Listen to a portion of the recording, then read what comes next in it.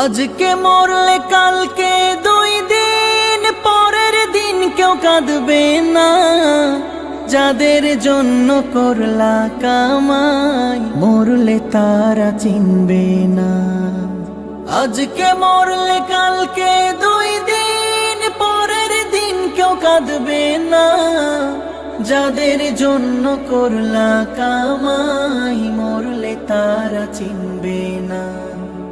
থাকতে সময় করো আমল, ঈমান করো খাঁটি। থাকতে সময় করো আমল, ঈমান করো খাঁটি। শেষ ঠিকানা তোমার আমার 3.5 হাত মাটি।